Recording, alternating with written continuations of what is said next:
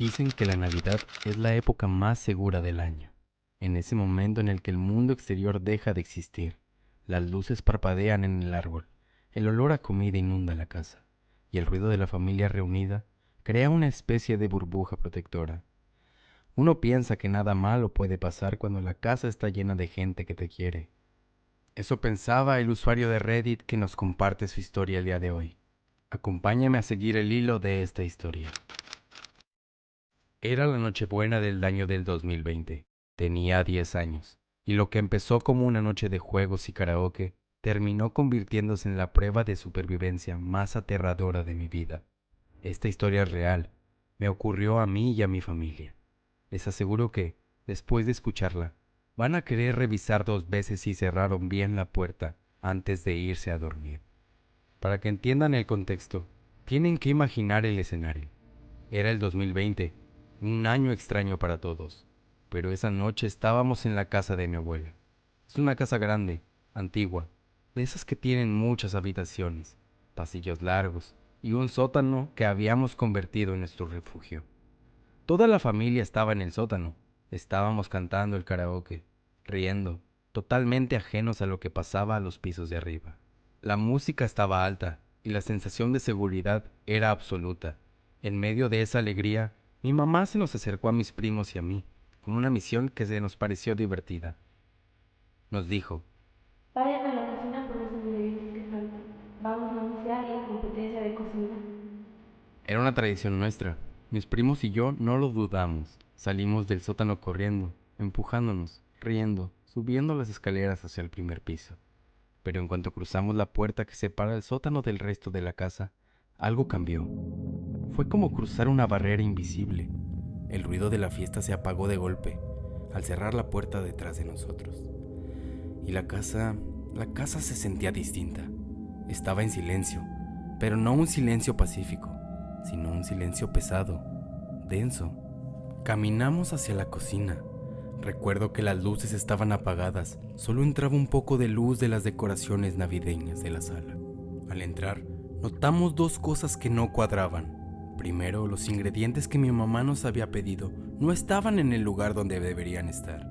Los cajones estaban entreabiertos, como si alguien hubiera estado buscando algo con prisa. Pero lo segundo fue lo que me hizo detener en seco. Sobre la mesa estaba el pavo.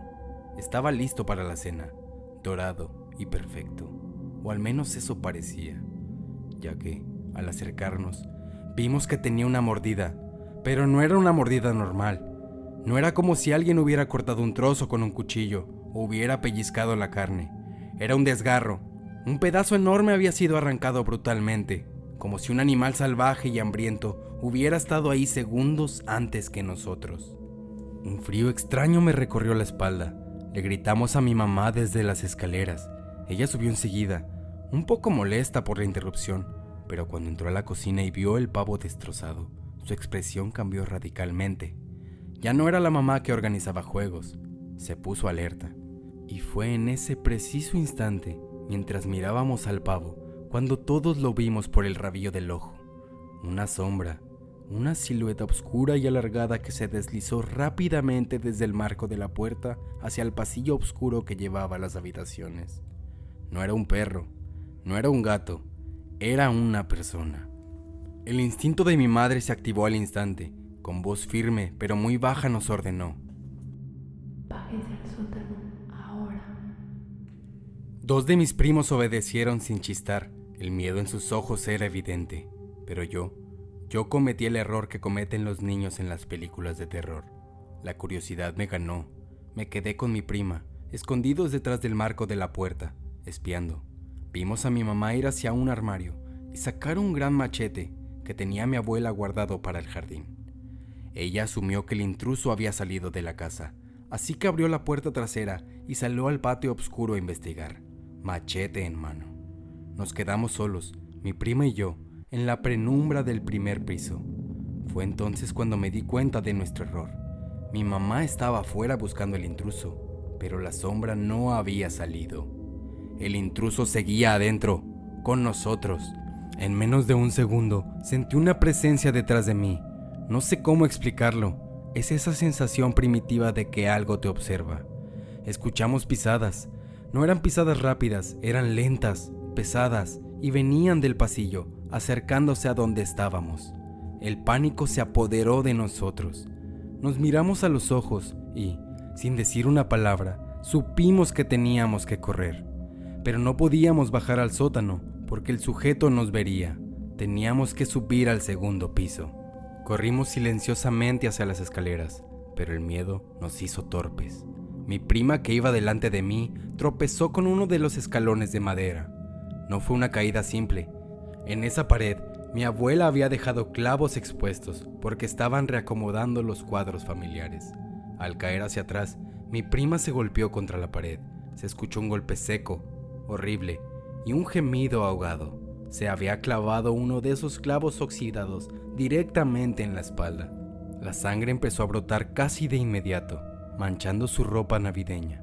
Ella quería gritar, veía cómo abría la boca llena de dolor y lágrimas, pero se tapaba la cara con las manos para no hacer ruido. Sabía que si gritaba, él nos encontraría. La cargué como pude. Yo solo tenía 10 años.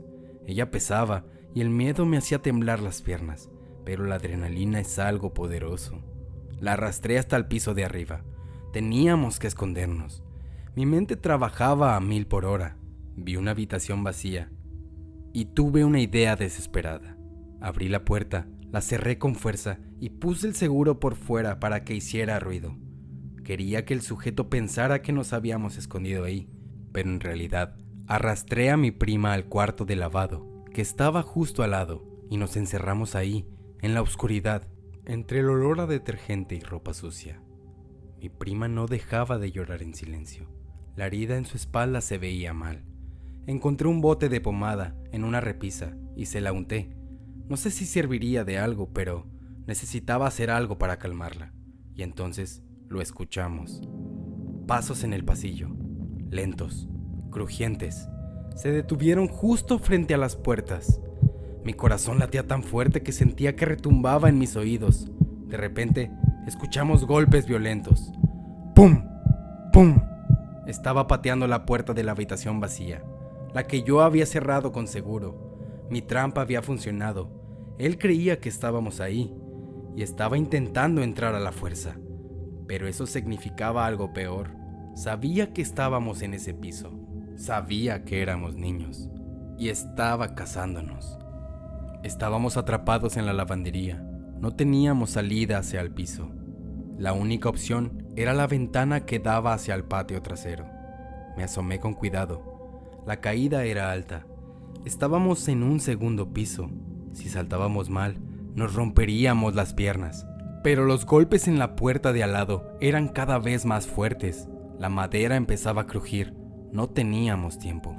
Empezamos a agarrar toda la ropa sucia que pudimos encontrar y la lanzamos por la ventana hacia el césped. Montañas de camisas, pantalones y toallas cayeron abajo. Mi plan era crear un colchón para amortiguar la caída.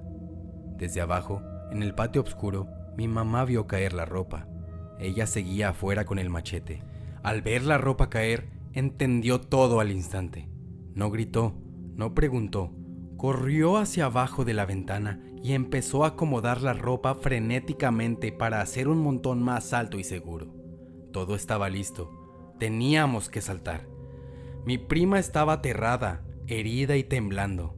La tomé de la mano para impulsarnos y fue en ese segundo, justo cuando íbamos a subirnos al marco de la ventana, que escuchamos el sonido más aterrador de toda la noche.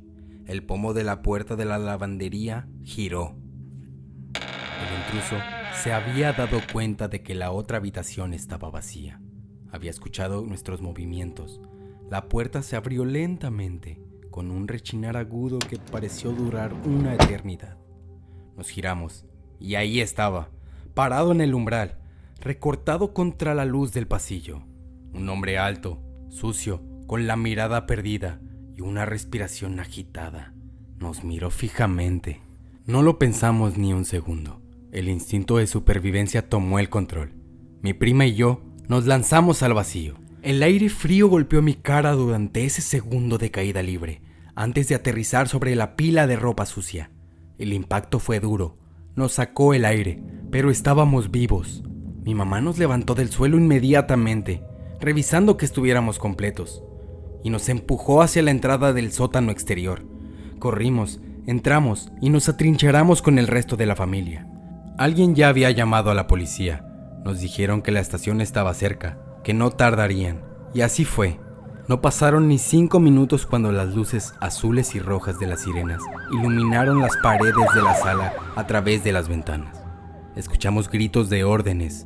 Decían ¡al suelo! Y forcejeos. Cuando por fin nos dijeron que era seguro salir, vimos cómo sacaban al sujeto esposado. Tenía una mirada vacía, de locura total. Y aquí viene la parte más surrealista de la noche, algo que nunca olvidaré. Mi prima, la misma que tenía un agujero en la espalda por el clavo, la que había estado llorando de terror hace unos minutos, vio al hombre y algo se rompió dentro de ella. Agarró un clavo que encontró tirado en la calle, se soltó de mi tía y corrió hacia el sujeto intentando atacarlo. Estaba llena de rabia, de furia pura. Tuvieron que detenerla entre 2 policías. Supongo que el miedo, cuando es demasiado intenso, se convierte en ira. El sujeto fue arrestado esa noche. La policía nos dijo que probablemente era un vagabundo con problemas mentales, que había entrado buscando comida o refugio. Pero nunca sabremos cuánto tiempo llevaba realmente dentro de la casa antes de que lo viéramos. Quizás estuvo ahí mientras cantábamos. Quizás nos vio dormir la noche anterior. Esa Navidad obviamente se acabó en ese momento. Nadie cenó. Nadie abrió regalos. Pasamos la noche en la estación de policía y en el hospital curando la espalda de mi prima. Como dijo el usuario que me compartió esa historia, después de ese acontecimiento, la Navidad nunca fue igual. Ya no vemos la casa llena de gente como un lugar seguro. Ahora, cada vez que escucho un ruido en el piso de arriba, cuando se supone que no hay nadie, o cuando veo un objeto fuera de lugar, siento ese mismo frío en la nuca.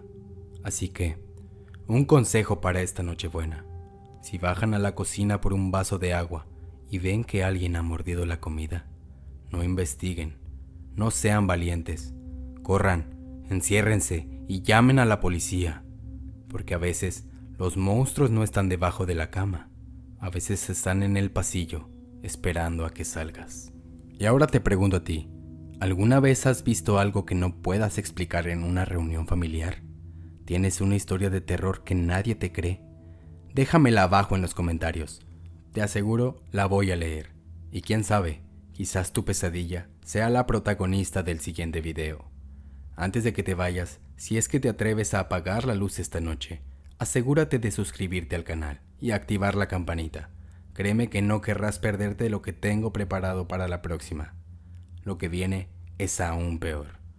Dale like si quieres seguir durmiendo con la luz encendida. Hasta el próximo hilo.